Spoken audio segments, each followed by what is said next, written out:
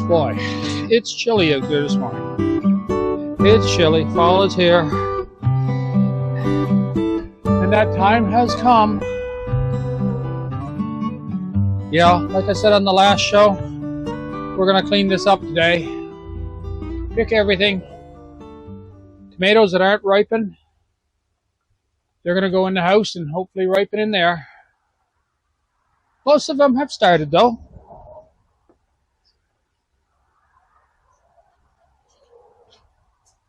Here we get a good look at what we have on the go. Of course, a few of these little red ones we've been snacking on every now and then. The cold weather is making them sweeter than ever. Well, I guess we should get to work.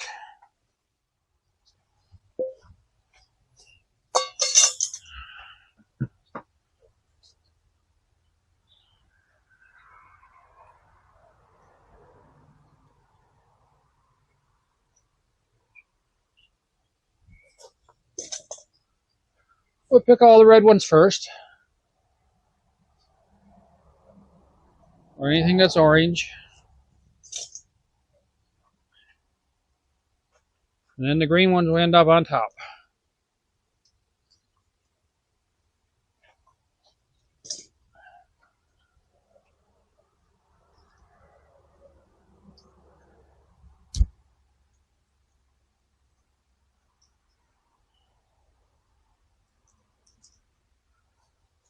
You know, I look back and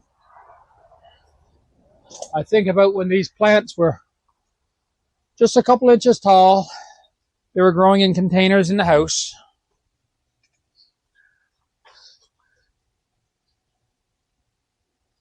Then as they got taller, they were moved out here when we opened the greenhouse back in the spring. And now they're, after producing so many beautiful tomatoes for us,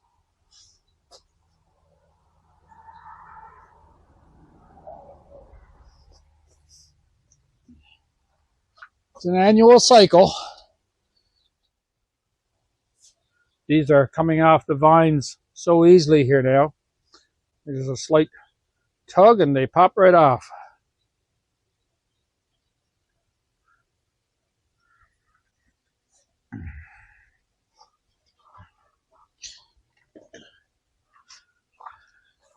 I didn't need the heater running this morning, but I did fire it up just to be a little bit more comfortable in here. It stayed up around 7 or 8 degrees Celsius last night.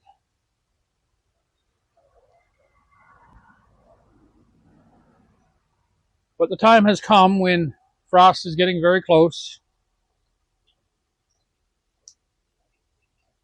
With that, the workload goes up when it comes to things in the greenhouse.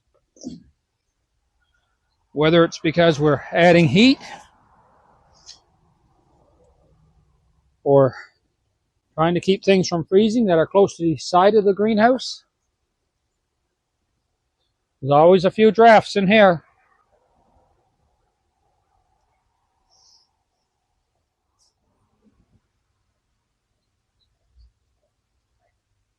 Well, it looks like I underestimated with the size of the bowl I needed again this morning.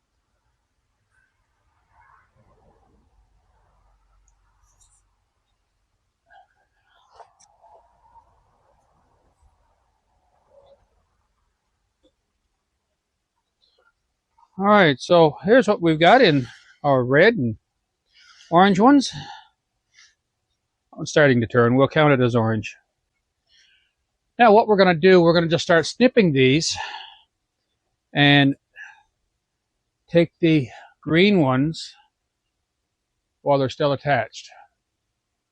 Don't know if that'll make any difference. It probably won't, but that's what I'm going to do.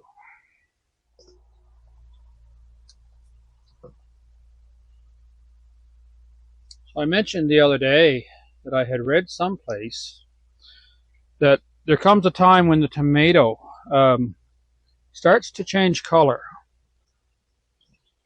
Time when that little bit of orange or brownish color starts to come through.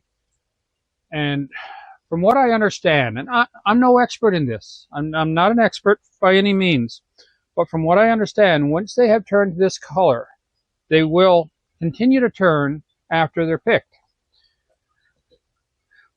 Some of these that are totally green yet, like that one there, it started, but these here are very green yet. That one's actually, I don't, not blossom end rot, it looks like it, but if they haven't started, then I understand it's a lot harder to get them to change. Maybe they need to be put in a paper bag, some people do, and placed it on the counter. I've heard of other people putting them in the sunlight. But I guess we'll find out, because these will end up being spread out in the house, more than likely. That's what I remember my parents doing. But actually, my mother used to put them in paper bags as well. So we've had both tried in the past.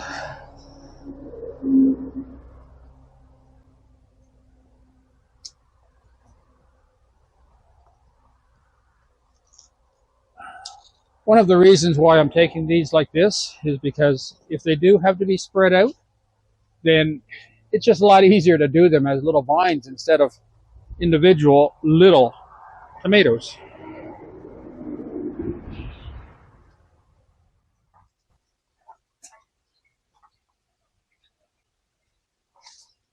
Oh, look at this one up here, look. We got a couple of red ones there that we missed. Get those picked off there separately and moved over to this other bowl.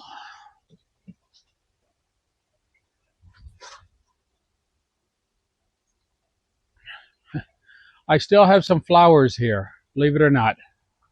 Some of these are still flowering. They don't want to give up.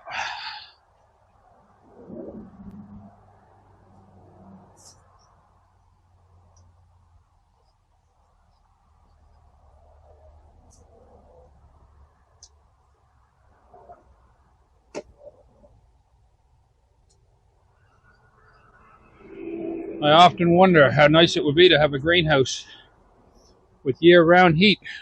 Keep this stuff going all year. Fresh tomatoes, and obviously there'd be other things growing in here too then.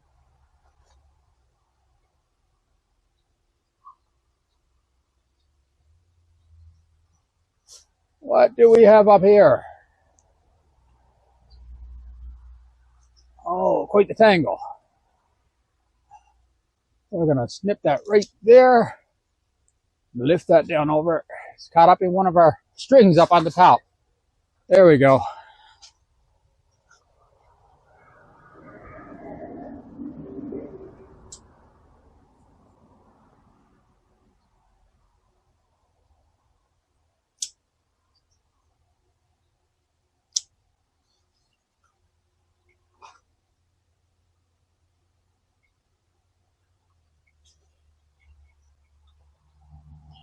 We're getting there. We're getting there. Just look at this here. This started as a sucker coming off there. A lot of new tomatoes. And look at this new growth here. Even flowers starting to form. Too bad we can't let them continue. It would be interesting to see how much more they would produce.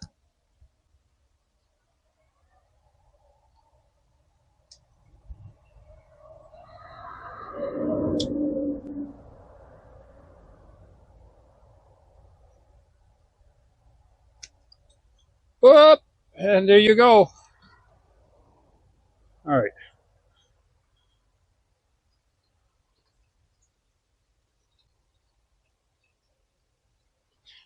We're getting this bowl filled up too. Do we have anything left? Come out here with me and have a look. I see one down here.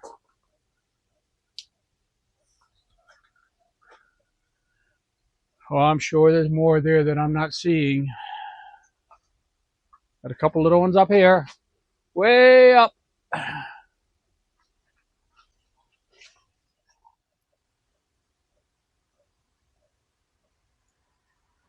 So we're going to start off here now by removing our tomato clips, which are supporting our plants. Some of these clips will break as they come off, but many of them, they can be used again another year.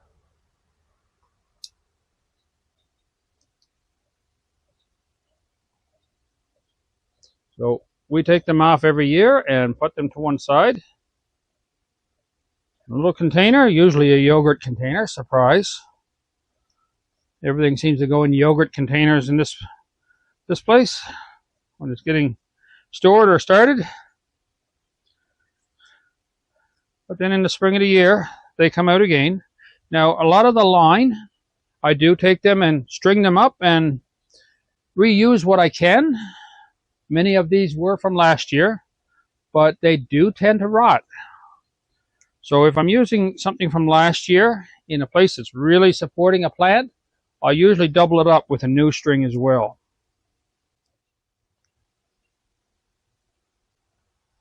Whoops. Let's see, there's what happens with some of these. They break off right where the hinge part is. So that's no good. We'll lose a few every year. I buy these by the 100, sometimes 200, 300 at a time, because you never know when they're going to break or how many are going to be broken when you go to use them in the spring. And they are just so valuable when it comes to holding up the plants. I mean, you can use twist ties and little pieces of string and stuff like that. Sometimes these wire wrap things that are made out of wire and foam covered. Lots of stuff available. But these here, clipped onto string, I find just work so nicely. And they're cheap. 10 or 15 bucks, and you've got enough for the next 2 years.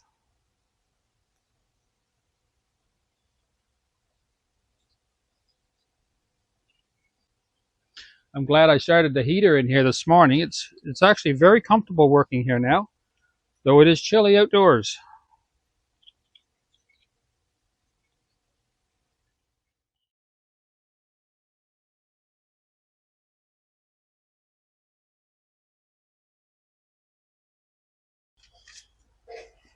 It's hard at this point to look back through the year and you see all the time you've spent growing these, pruning them, picking tomatoes,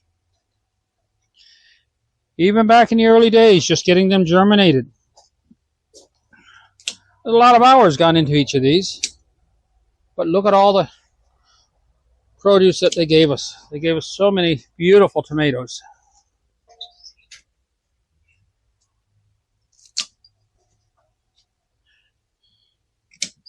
January, I'll be starting my planning. February comes, I'll be starting to plant seeds again.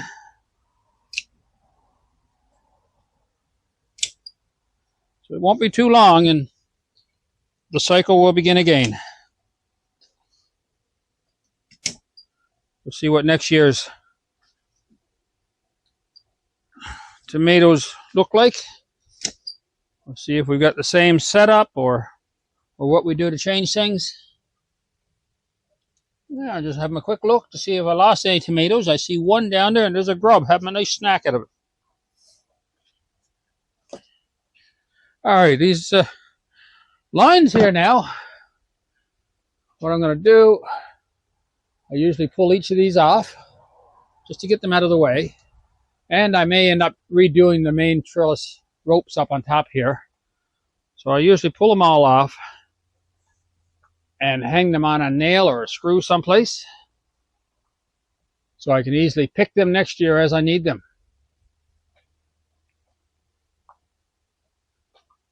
That's also one of the reasons why I don't tie them on up here. I can easily pull them off, I can move them around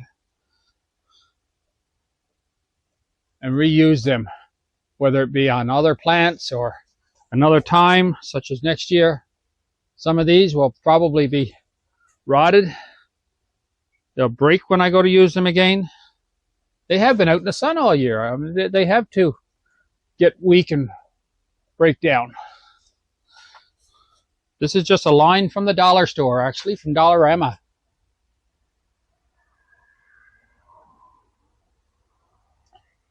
buy little spools of it for about $3. A couple of those would do me all summer anyway. But why waste it?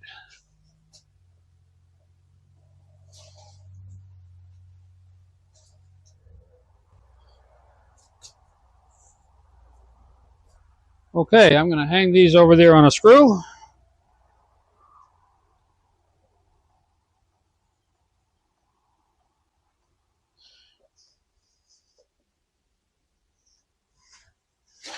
Now, let's have a look at our roots, see what we ended up with here after summer of growing.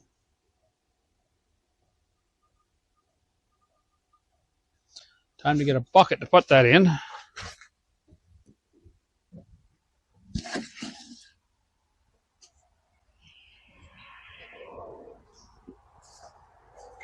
Okay, let's have a look and see what the roots are like on this particular plant here. I'll disconnect the tube here.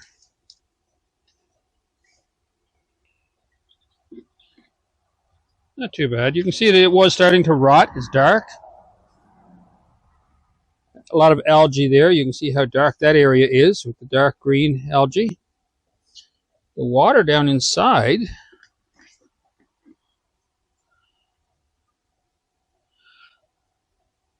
is actually quite clear.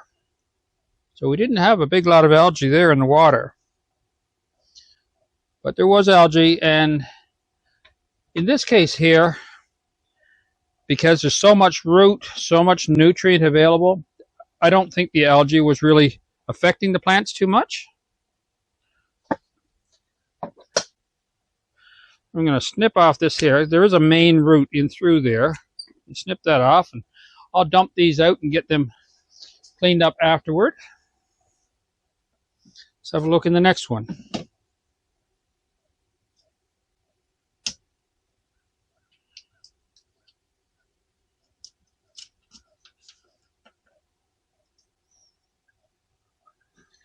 This one feels heavier, but I think it's because there's a couple of them twisted together here.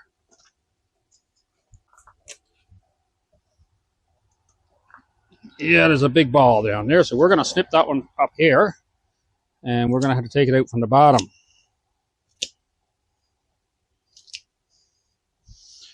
You can see that there's a fair bit of small white root in there as well. Some new growth. This one was still doing quite good.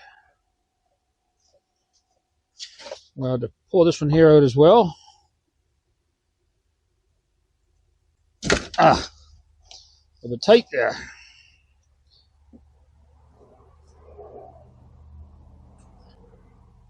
All right, let's clean this off a little bit so we can lift it right up. Move all of our feeding tubes. We'll take this cover up. There's the root that we had on the two of those plants. Lots of root. Look at how nice and healthy this looks. Some nice white root in through there.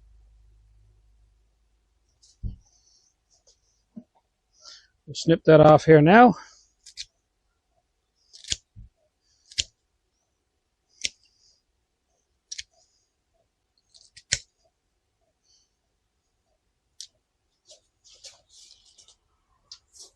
Here you can see all the roots that we're going down through. Amazing that all that grows from just a couple seeds.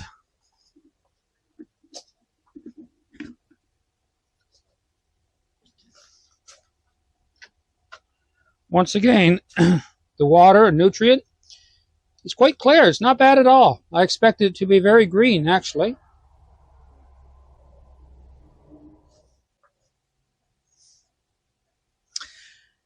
Every so often, when these feeding tubes are down among the pellets and there's fresh root growing, this type of thing here will happen, where the roots actually grow right up after the nutrients. And when that happens, it can often plug up the nutrients there. So this here is growing up the tube that feeds them. You can see there where I pulled the tube out. I think that's the only one that did that this year. I'm gonna snip that one. We'll deal with it later.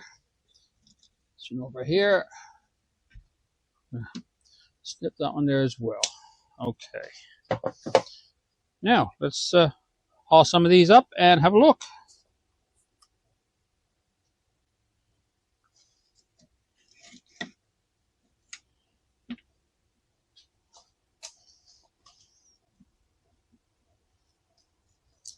Oop, that one tore apart. I'm just gonna snip that root off.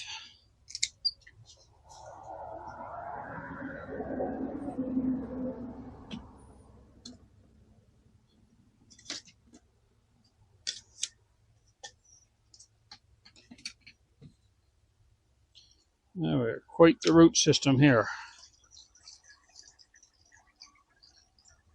We move these right over to our bucket here. We're going to snip those off.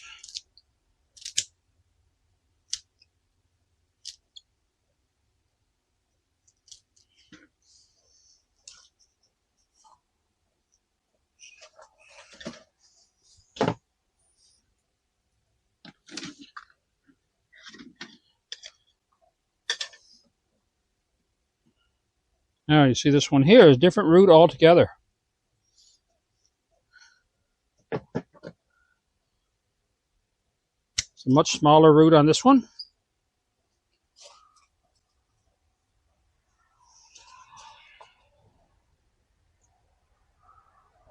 And its buddy here, likewise. And there's a bit of algae on that one as well. So over here we can see now that how dark that is with the algae buildup. And for some reason, that particular plant had a lot less root.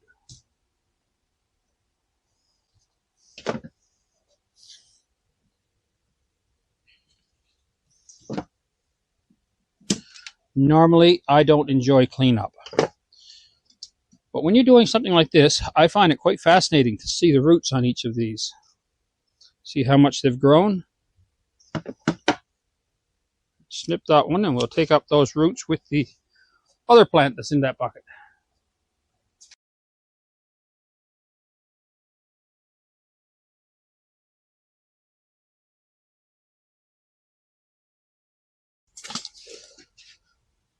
One thing that I really enjoy about the hydroponics compared to working with soil and dirt, with hydroponics the roots are on their own. They're not mixed up among the soil and that.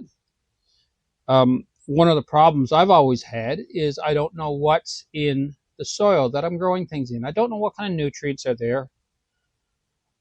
I don't know when the plant starts to yellow or the leaves droop.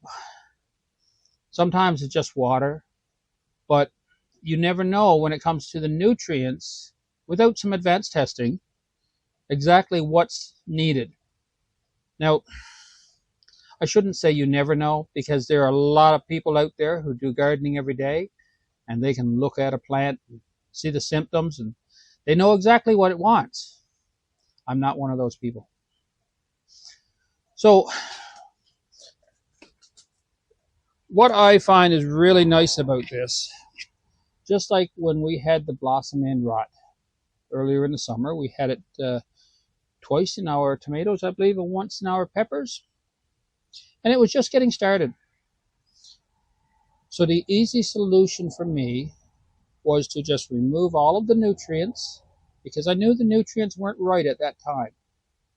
And though I knew it was more than likely because of the lack of calcium, I could have just added calcium, but I would have thrown off the balance of things. And balance is important with the hydroponic systems. So the easy solution was to take out all the nutrients and provide some freshly mixed nutrients that had everything. So I can do that when I'm growing hydroponically. But when you're growing in the soil, it's a lot harder to do.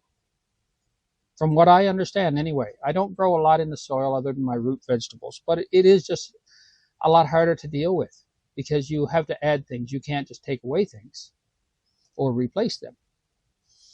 The other thing that I really like about this, as I mentioned in previous episodes, most of these kind of plants, I start them off in yogurt containers. They're in their little baskets. So these same baskets with the clay pellets, I put right into the yogurt containers.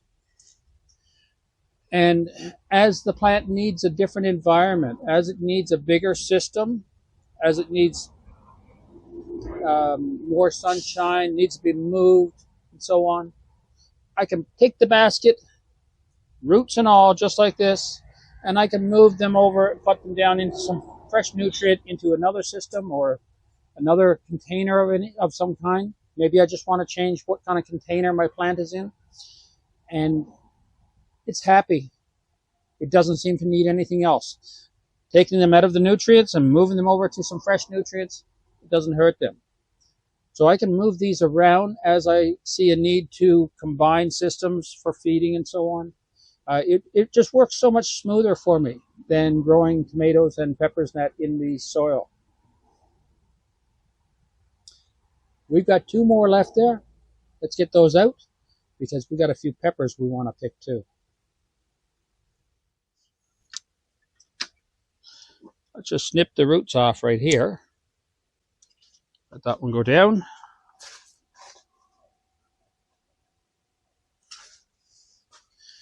And we'll pick up this stuff here. These are just plastic pieces that I cover up the extra holes with. I made these to be able to take 4 plants. I've only been using them for 2, but that's something that really depends on the size of the plant you have. All right, we'll move this over a bit. We'll take this entire top, little plywood top I made to fit right in these buckets. There's the root system for those 2 plants.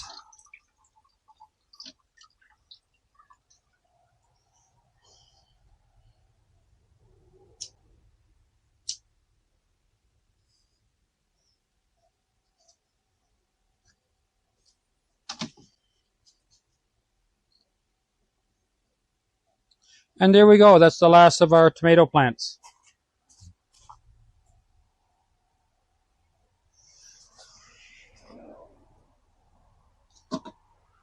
We'll take the water out of these here later on. What I'm going to do is, this is all nutrients. So I'm going to take that and put it in the trees, around the base of the trees out in my garden. They'll love it.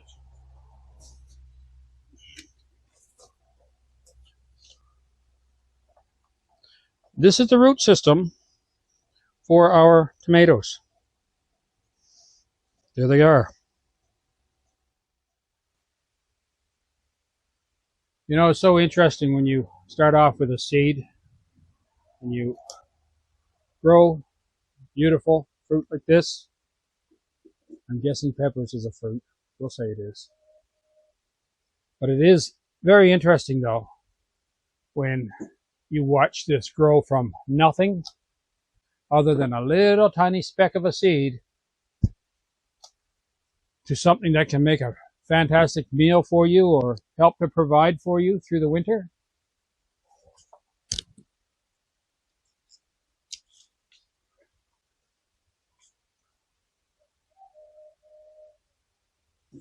You know, that's how it was all done one time. You'd go to the grocery store to get your flour, your sugar and stuff like that. But your vegetables, and in many cases your fruit, you'd grow it. I remember hearing stories from my parents. They grew up right on the coast of salt water. Potatoes is one thing I remember them talking about so many times, that when they'd peel their potatoes, the potato peels would be in a bucket, and they'd go out and dump it over the bank to the beach of the salt water. Well, in the spring of the year, there'd be potatoes growing on the bank. It's time for us to get back to that. There's all too many times now when we don't know what we're eating. We don't know what chemicals are on it. There's no chemicals been used on that, and look at it. It is beautiful. No chemicals at all, and you can't find a better pepper.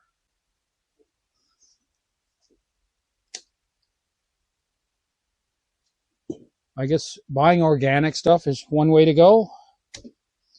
But if you have an environment, or you can make an environment such as a greenhouse, why not grow it yourself?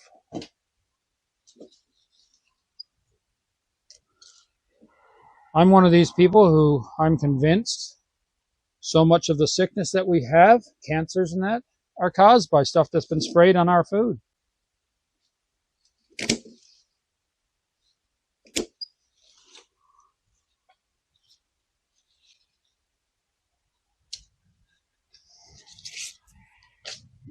That's why I prefer stuff that I grow.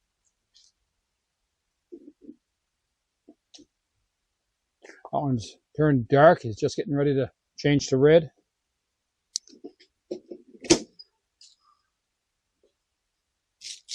Like the tomatoes, this is the final pick. We'll get all the systems cleaned out over the coming weeks, and they'll, oh, there's another one. They'll become ready for start up again in the spring.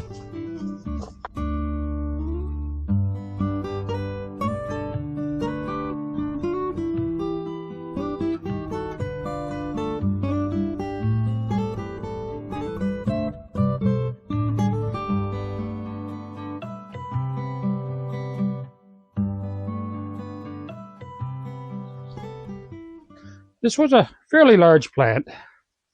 The variety we had this year turned out to be lower than last year. Last year they were pushing up on the plastic of the ceiling. Let's have a look at the roots here though.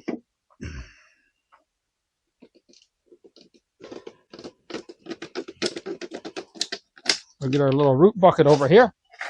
Unlike the tomatoes, I find that many of the peppers, the roots are very hard. You can see here, the roots are very white, extremely healthy.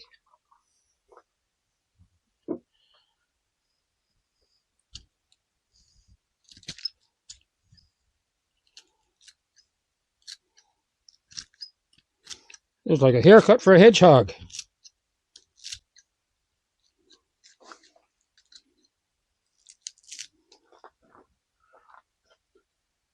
Very few of the roots are dark. There's some heavier roots that go down through.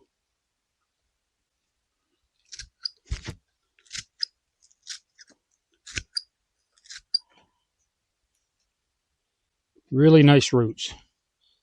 I'm surprised these are this healthy this late in the season. So look at one of these down here. Very similar, nice light color roots. There's a little bit of dark there, but and you can see the algae on these roots here. So if we look down here, you can see that over here where there's no protection from the light, the algae has been forming inside there, and it has gotten on the roots of this one. This is why I don't put them in this way. Instead, I put them in so that they are flush, and I block as much light as possible.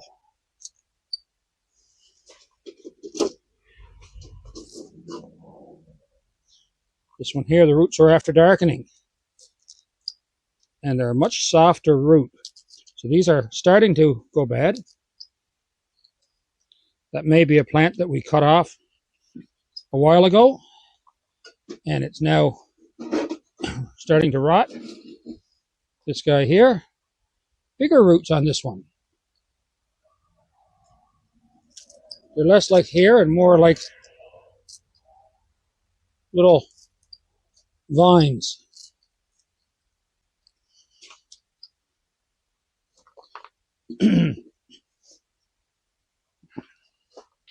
But look at how healthy they look. Really, really nice roots. Wow, look at this guy. This was a little plant that was really struggling because it didn't have much root. So I used a little bit of wicking cord to help to wick the nutrients up to the roots. And now that it's producing its roots deep enough to get into the nutrient, look at how white they are. Look at how beautiful those roots are. I know it seems a little bit strange to get excited about how beautiful roots are, but when you're into hydroponic and you're growing plants and seeing the roots, you can see what makes a plant healthy. This is very healthy. Really nice roots.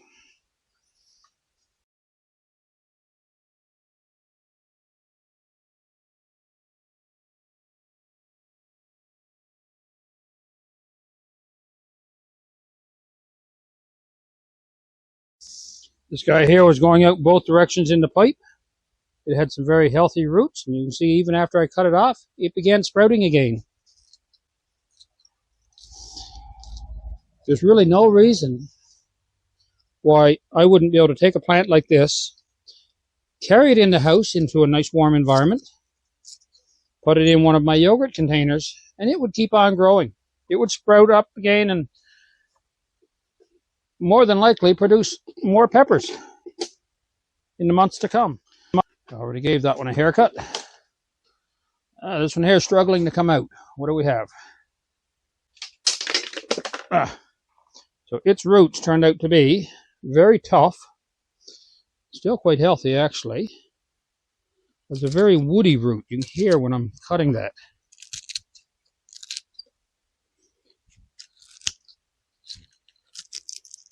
Very tough.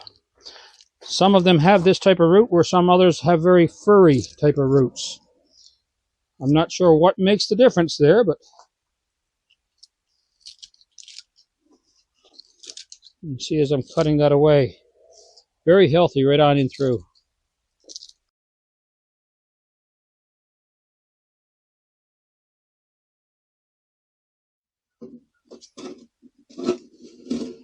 There's a big root on that one, or fairly big. These roots are actually small compared to what we had last year. I mentioned earlier how some of them last year, most of them, had gone right up and they were pressing up on the top of the greenhouse. But the root structure was 4 or 5 times this and would be strung down through underneath a bunch of plants. They'd all be tied together with their roots. And you see the seeds that we use for these peppers the past few years are seeds that came from a pepper that came from the grocery store. So, nice bell peppers, that's about all we knew about them. We didn't know where they actually were grown or where they started, so we could have had a bit of a mix as to what we had in the type of seed. Next year, our plants may be tall again. I suspect we will be getting our seeds from the grocery store. Actually, we have already taken some of the seeds from these peppers this year, and we have them put to dry, and we'll probably be using those next year again. So it'll be our own seeds.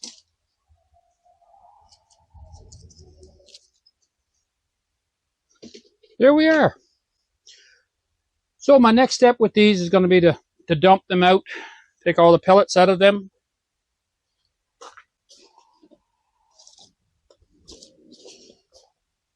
We'll basically get as many pellets back from them as we can.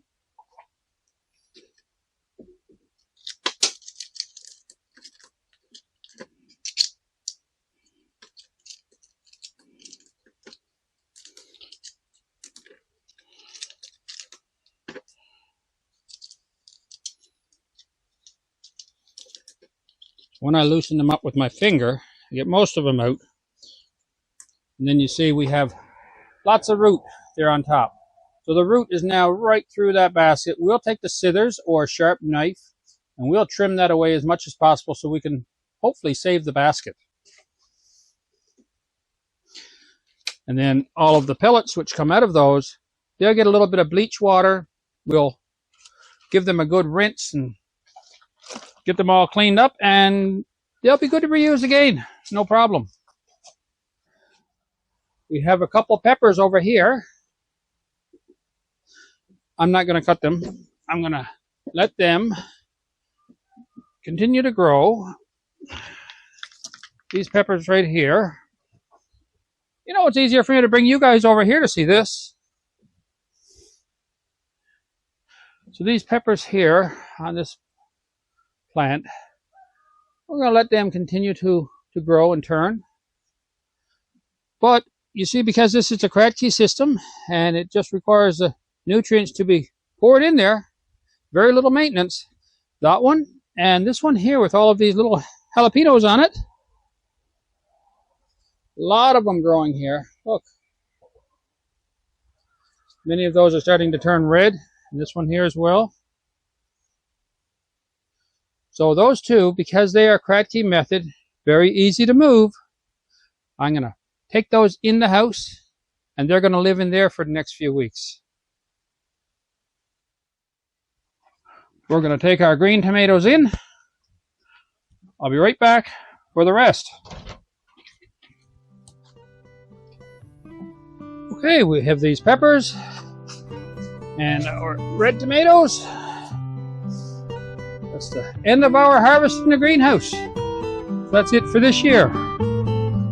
So we'll see you next time, right here in the greenhouse.